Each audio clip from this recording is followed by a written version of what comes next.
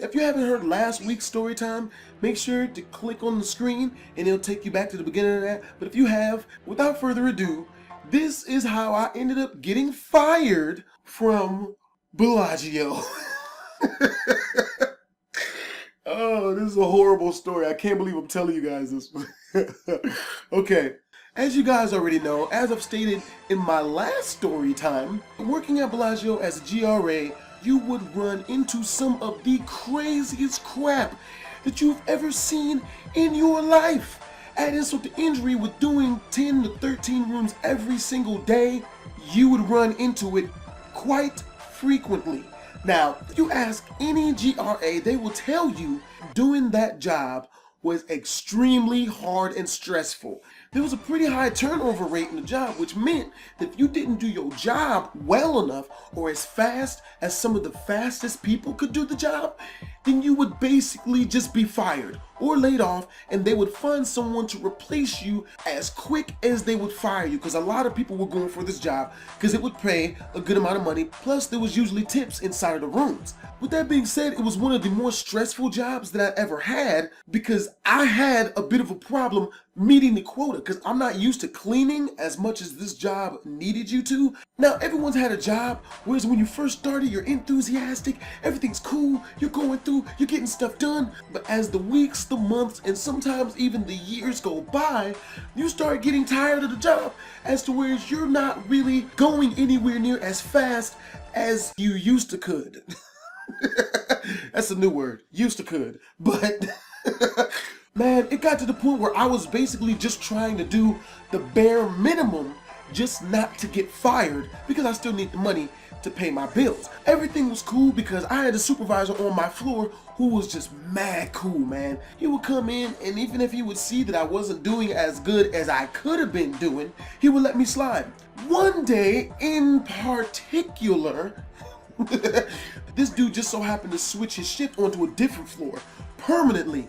The new boss that had got put on my floor to supervise all of us, like, she would drop in on you unexpectedly just to see what you were doing. And if you weren't in the midst of working harder than you've ever worked before, then you were getting a write-up. This chick was like the military sergeant of GRA bosses. Now, I'm pretty sure a lot of you guys have worked jobs before, and you've had the type of boss who would just take their job too freaking seriously, as to where you would go home, go to sleep, and you would have nightmares about your boss.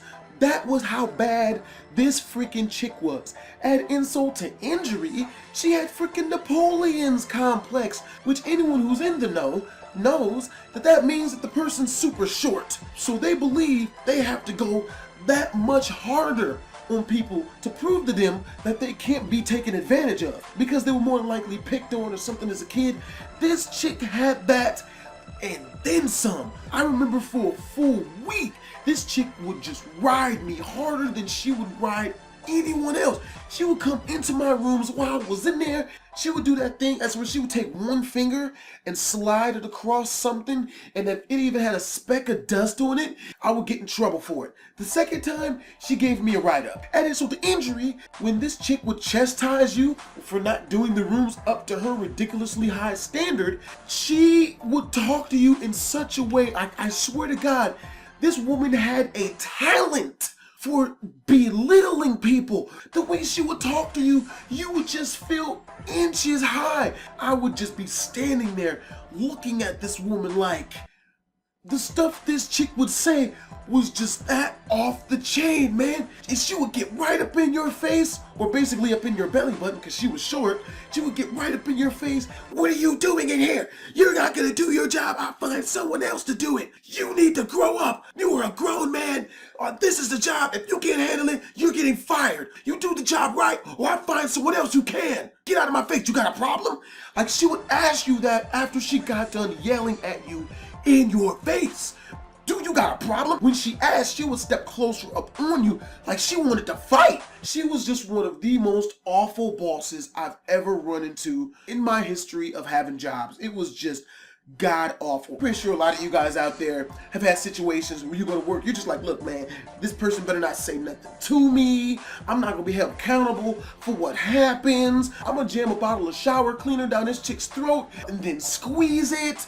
I did not want to lose my job because that was how I was paying my bills. But at some point, man, I just been like, dude, screw it. If I get fired, man, if I lose this job, dude, I don't care. I would rather sleep at the bus stop with the fat dude that wears bags on his feet and has ticks in his beard hair than deal with this freaking chick talking all demeaning and belittling to me every freaking day. Like after a while, that crap just wears on you.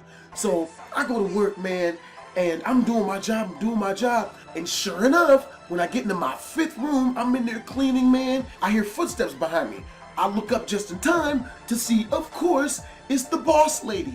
And she's standing there, she's got her hands on her hip, and she's tapping her feet like, yeah, room inspection. She comes into my room, and she's looking for stuff. Of course, like I said, I didn't want to lose my job, so I had been getting drastically better at cleaning these rooms so that this woman wouldn't have anything to say to me. I made sure to dust everything super thoroughly. I've got the bed looking right. This place is spick and span. There's no way this woman has anything to freaking say to me. So she gets done dusting everything and she's like, okay, all right, not bad. But you know what? You didn't hear me come in. I could have been a guest. And when you looked up, you didn't say housekeeping. So you know what? You're getting a write-up. Man, oh my God. When I say I exploded, I don't mean fireworks explosion. I don't mean car crash explosion. I don't mean Michael Bay Transformers movie sequel explosion. I'm talking Hiroshima nuclear holocaust explosion. It all went on in my head, man. Stuff just went on fire. Like everything burst into flames. You hear people screaming, kids yelling for help, people are running. All of it's happening in my head, man. I'm having a nuclear meltdown in my brain. I was tripping out so bad inside my head, I couldn't even hear her when she was screaming and belittling in my face. All I could think about was, screw this woman and everything she loves and the unicorn that she probably rode to work on. Like, I probably thought that at the time. Like, that's how tripping out I was. I probably thought this woman legitimately got into her unicorn and drove it to work. Like, so when she walked out, man, you know, I closed my door, man. I stopped working altogether. I'm just pacing back and forth. I'm like, you know what? I got my Tony Montana accent on because, you know, you need that whenever you're thinking about how you're going to get revenge on somebody. I'm like, oh, okay. So talk to me, mate? Like that, mate? That cockroach. I'm Tony Montana. I figured out a way as to where not only I can get revenge on this chick, but hopefully not even have to come to work for a while. I go back to the door. I park the cart in front of the door. I get out some bathroom cleaner. Now, anyone who's ever stayed at Bellagio knows that when you first walk into one of these rooms, it's full on tile, right? Really nice tile too. Tends to get a bit skittish when moist, if you feel me. Get it? Moist? Sorry about that. So what I do is take the bottle, open it up, and I spray it very generously. Just basically the whole bottle all over the tile. Take the bottle, put it back. I lay down on the tile that's covered in this cleaner liquid and I start rolling around in it. This woman has pushed me over the edge, okay? I wasn't thinking like a normal person. So I roll around in this liquid, just get it all over my back, everywhere. All over my pants, all over my back. The back of me is slathered in this stuff. I call down to the main supervising floor and I tell him in the best simple voice that I could come up with, like, I need medical. I just slipped and fell on the tile. I had cleaner on it. Oh my God, my arm is numb. Oh my God. So after about 4 or 5 minutes, like 4 or 5 supervisors come into my room. I'm sitting on the bed and I'm holding my arm like, oh.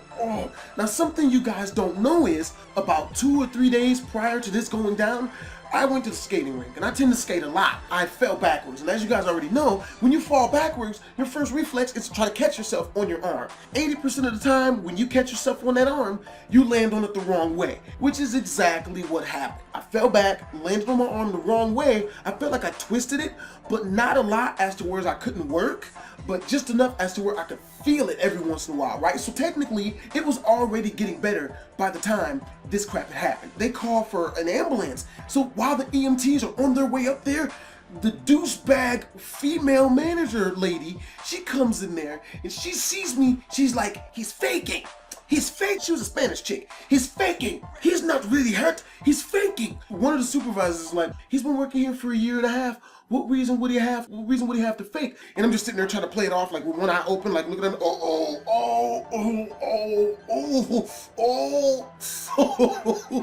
So this woman did not let up, man. She's still sitting there accusing me of faking until one of the other supervisors came up and he starts arguing with the lady on my behalf. He's like, how could you even say he's faking? There's cleaner all over the floor. Look at his back. His back is covered in the cleaner. He clearly slipped and fell. Dude, what is your problem? You call yourself a supervisor? I'm talking to the hotel manager down below about this, man. You can't treat our employees this way. I believe everyone gets a moment where they get some get back, which is what I like to call revenge on someone. And there's a certain split second where you get to non-verbally, almost telepathically communicate with the person that you're getting revenge on, that you just got them. Everyone gets that moment, and this was that moment for me. But I got to do it because she looked at me, and as if on cue, like the split second when she looked at me in the corner of her eyes, I smirked. But it was only for a split second, but she saw it. And when she saw me do that, she knew. I have never seen someone become so infuriated so fast, so quickly. She starts jumping up and down. You just see him just smirking at me. He's faking. I'm telling you, he is faking. He's faking. I go right back into my routine of holding my shoulder. The supervisor looks at me and sees me clearly in pain, and then looks back at her and is like, you know what? No, you get out of here, okay? Or I call down the hotel manager right now. You cannot treat our employees like this. This lady ferociously turns around and stomps off, man, cursing the whole way down the freaking hallway. The ambulance people get there and they walk me out. They help me hold my shoulder. They put it in a little temporary sling and whatnot. They take me to the hospital and they give me an x-ray of my shoulder. The whole time I'm getting this x-ray, I'm just thinking like, oh my God, I'm pretty sure I'm going to jail. This is a lawsuit. I'm screwed. But he comes back with the results and he looks at me. He's like, yeah, well, it's not that horrible, but you did hurt your arm. You're just gonna have to lay off of work for a little while, you know, but when you're feeling better, just make sure to call up your job. We're gonna go ahead and send your paperwork into the HR department of your job. Let them know that you did hurt your shoulder, but with this type of injury, we really can't tell how bad you're gonna be in pain. So just make sure to keep them updated so that they can get you back into working as soon as possible. This is the messed up part, man. I did not go to work for 6 months. But here's the kicker. It was paid leave. I got paid for 6 months of work that I didn't do. Every 2 weeks, I would just put on my little arm sling. I would catch the bus up to my job and I would pick up my freaking check. And it was only like $60 less than what I would make in 2 weeks of full paycheck. So I was still getting a good amount of freaking money. I could still pay my bills. I was still getting a good amount of freaking money. Now, when I finally did go back to work, a lot of the supervisors kind of gave off the energy of, yeah, we knew you hurt your arm, but we don't think it was that bad.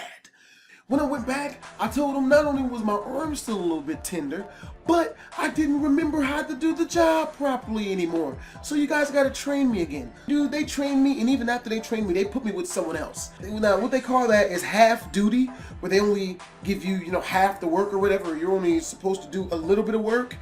Once I got off of half duty, they fired me. Yeah, they fired me. That was basically instantly. Oh man, and boy did I deserve it. But by that time I'd already had like another job setup or whatever. So everything was cool financially. But that was pretty bad. But that is nowhere near the end of my horribly crazy job experiences. So yeah, I hope you guys enjoyed the video. If you did, make sure to like this mug up. It all helps my channel. And if you're brand new to the channel, if you're just now watching the story, make sure to subscribe. I tend to do one of these stories every single Sunday. And with that being said, man, I'm up out of here. Twisms. All that bullshit talking for nothing. It don't even matter. This place was covered from head to toe in used condoms.